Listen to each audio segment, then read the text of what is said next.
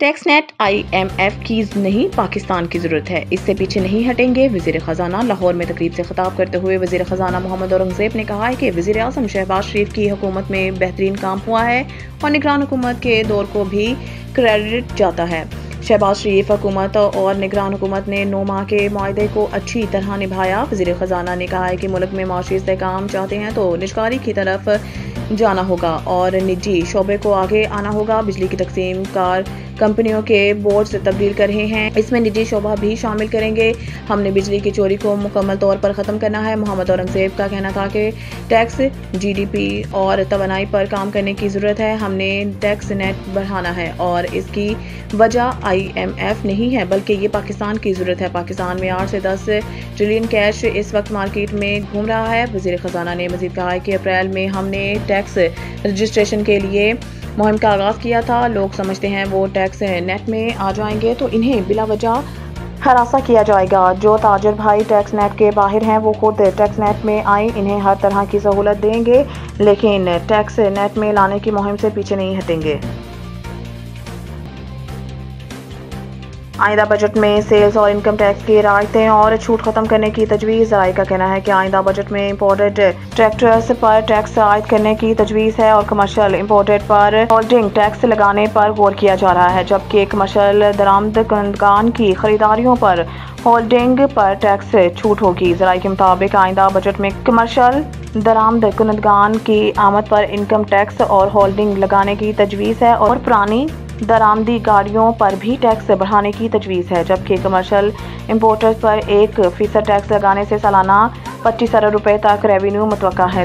ذرائع کے مطابق بجٹ میں ٹریکٹرز اور کیڑے مار ادویات پر ٹیکس چھوٹ ختم کیے جانے کا امکان ہے۔ ٹریکٹرز اور کیڑے مار ادویات پر ٹیکس استثناء کے خاتمہ سے زرعی لاگت مزید بڑھ جائے گی۔ رواں سال ٹریکٹرز اور کیڑے مار ادویات کو سیز ٹیکس سے چھوٹ حاصل ہوگی، جبکہ ٹیکس چھوٹ ختم ہونے سے آئندہ مالی سال میں 30 ارب روپے ریونیو ملنے کی توقع ہے۔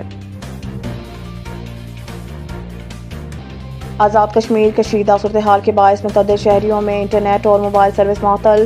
صدونت آزاد کشمیر سے آنے والے مظاہرین نے بلوچ اور اوان آباد کے مقام پر انتظامیہ کی طرف سے کھڑی کی گئی رکاوٹیں ہٹا دیں۔ آزاد کشمیر میں عوامی ایکشن کمیٹی کے کال پر لانگ مارچ، پہیہ جام اور ہڑتال کا چوتھا روز ہے، جس کے سبب بھمبر میں انٹرنیٹ کی سروس، باغ میں انٹرنیٹ کے ساتھ موبائل فون سروس بھی بند ہے، جبکہ میرپور آزاد کشمیر میں تمام موبائل نیٹ ورکس اور انٹرنیٹ سروس معطل ہے۔ بتایا جا رہا ہے کہ میرپور کوٹی کے اضلاع سے مظفر آباد کی جانب روانہ لانگ مارچ کے شرکاء تتا پانی اور ہجیرہ کے درمیان پہنچ گئے ہیں۔ رات گزارنے کے بعد لانگ مارچ کے شرکاء راولہ کوٹ کے راستے مظفر آباد کے لیے روانہ ہوں گے، جن کے لیے بڑے پیمانے پر عوامی نقل و حرکت کو روکنے کے لیے جگہ جگہ سڑکوں پر رکاوٹیں کھڑی کر دی گئی ہیں۔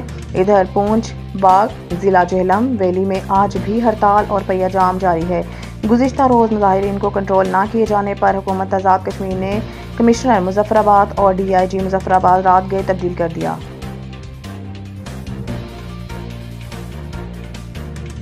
9 مئی PTI کے حق میں فوج کے اندر سے بغاوت کو ہوا دینے کی کوشش تھی۔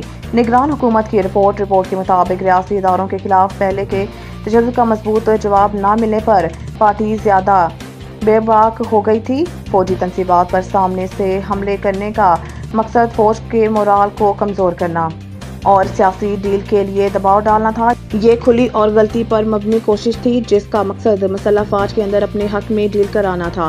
اس میں یہ بھی کہا گیا ہے کہ 9 مئی 2023 کے واقعات نہ تو اکا دکا تھے اور نہ ہی بے ساختہ، وہ ایک منظم اور خطرناک حکمت عملی کا حصہ تھا جس کا مقصد مسٹر خان کی ڈیمانڈ منوانے کے لیے ریاستی اداروں پر داؤ ڈالنا تھا۔ رپورٹ میں کہا گیا ہے کہ 9 مئی 2023 ایک بیانیے کا عروج تھا جو کہ ایک شخصی فرقے کے گرد بنا گیا تھا۔ ایک حکمت عملی کے تحت ان کے مخالفین کے خلاف تشدد کو قومی خدمت کے طور پر جواز فراہم کیا گیا۔ نگران حکومت کی کابینہ کمیٹی جس نے اس معاملے کی تحقیقات کی، اس نے گہرے درد کے ساتھ نوٹ کیا کہ ایک مقبول سیاسی جماعت اپنے انتخاب کے بعد اس قسم کے منصوبوں سے قومی مفادات کو نقصان پہنچائے گی۔